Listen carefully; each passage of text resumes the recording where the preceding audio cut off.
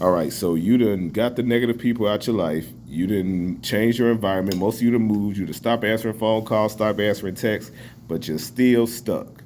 And do you know why you're still stuck? It's because you have not defeated the biggest enemy, and that is yourself. See, that should have been the first person you started with. That should have been the first battle that you fought, because there's an old African proverb that says, if there's no enemy within, the enemy without can do no harm. So if you would have started with that battle, you would have been fine, because everything else would have just fell into place. But hey, we are where we are right now. And a lot of times you have those three things that is causing you to be stuck. Number one, you're talking yourself out of experiences. You're telling yourself you're not good enough. Number two, you believe in the worst thing somebody said about you. And then number three, you're feeling guilty about becoming somebody different. Let me tell you something.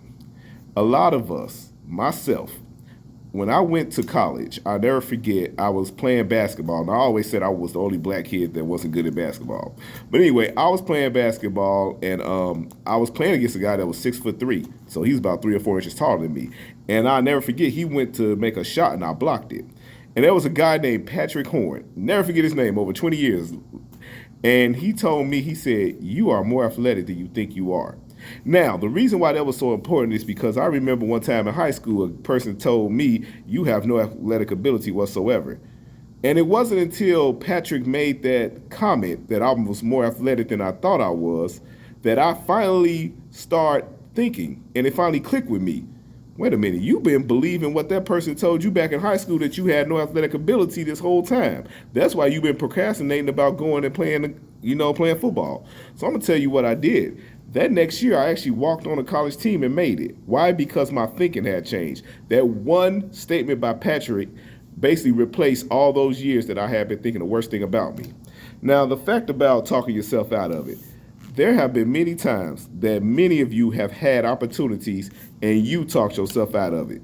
Most of you have had a good job, but you talked yourself out of it and told yourself that you weren't qualified for it. And you went in there and underperformed because your subconscious believes anything you tell it. See, your subconscious does not know the difference between a lie and the truth. So that is a lot of our problems, is that we are talking ourselves out of situations before we even try it. Let me tell you something. I don't believe, and he can say different, I don't believe Tom Brady ever talked himself out of a game and said that he couldn't perform. I don't believe Michael Jordan ever believed that he couldn't do it. You know why? Because self-talk is sometimes the best conversation that you will ever have. The best conversation you will ever have will probably be with yourself. And also, a lot of you, as I said before, are feeling guilty about wanting to become somebody different. Listen, all this, you can't change who you are, that just is who you is, that's something that people say that just want to stay how they are. That's bullshit. Because if you can't change, then we wouldn't have so many of these success stories. And for those of you of the Christian faith, what did the Bible say? If any man be in Christ, he is a new creature. Old things have passed away, and behold, all things become new. So it's possible to change. Matter of fact, you have to change. Matter of fact, if you keep being the same person you are, you're going to keep getting the same results. Albert Einstein once said that insanity is doing the same thing over and over, expecting a different result. So never feel guilty about trying to become somebody different. Is people from your past going to say stuff? Of course they are. Is your family going to say stuff? Of course they are. They're going to say you think you're better than everybody. They're going to say you think you changed. Here's a problem with that. Why do y'all think that that's a negative thing?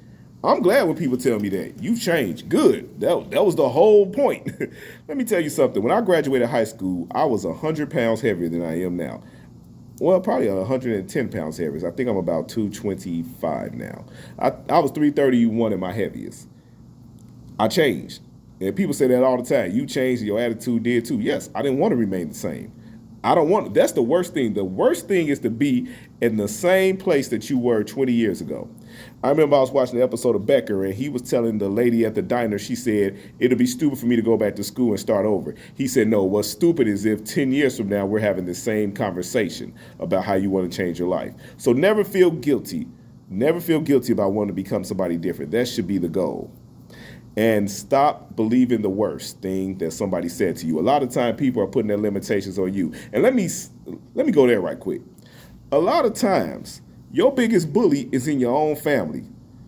And I'm going to go back to the Bible again. What did Jesus say? A man's enemies will be members of his own household. And what also did he say? Only in his hometown is a prophet not welcome. So your enemies, a lot of our first bullies was inside of our house. A lot of our first bullies was an unhealed parent or that cousin or that relative, that auntie or uncle. That's just what it is, or brother and sister. That's usually where our first bullies come from. And I'm always a believer that blood does not make you family. Blood just makes you related. So that's a whole nother topic. But what I'm saying is this: you have got to stop believing the story that they told you. Also, you got to become a gatekeeper of your thoughts. Just like you don't let everybody into your house that comes to your door, don't let every thought in that comes to your mind. Whenever a thought comes into your mind, treat it like you would if a stranger comes to your door. Catch it, assess it, and if necessary, turn it away or accept it. If it is good, accept it. If it's negative, turn it away. Because remember, your subconscious doesn't know the difference between truth and fake. So whatever thought that enters your mind, your subconscious is going to bring it to fruition because it doesn't know the difference. So whenever you get a thought in your mind, no matter what it is, always access it, always challenge it, and then, like I said, make the decision to turn it away or accept it. Another thing you have to do, as far as changing yourself, you got to win the battle with yourself. That is the biggest battle. You have got to assess yourself. You got to take an inventory of yourself. You got to list your pros and your cons. We all got them. Les Brown once said, there's some good in the worst of us, there's some bad in the best of us. All of us got something that we could work on. All of us got something going for us that's good. So you need to take inventory of yourself. Notice I'm not talking about taking inventory of nobody else because, like I said before, it starts with yourself. I was reading a book called, and I wish I can remember the name of the author. I ain't got the book in front of me right now.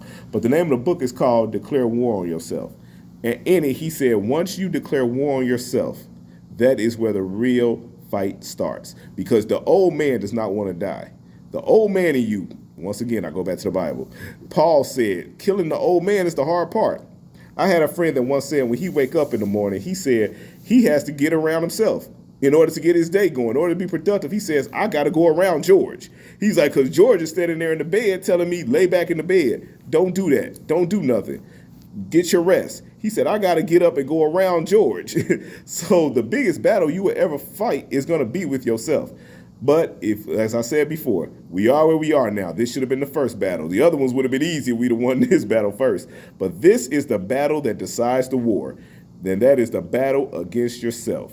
So what you need to do is, number one, win the battle against your old self. And I promise you, your life will start falling into place. You will start assessing people. You will start assessing thoughts, and you will start assessing situations. You will move away from what doesn't serve you, and you will welcome what does. You will move away from anything holding you back, and you will be able to catch it faster. You know why? Because now you are on your team. I had to tell myself that in college. I said, listen, if you don't get on your team, you are not going to make it. And I'm telling you right now, if you get yourself on your team, you got your most valuable player, you will make it in life. That's all I really got to say. Keep on pushing.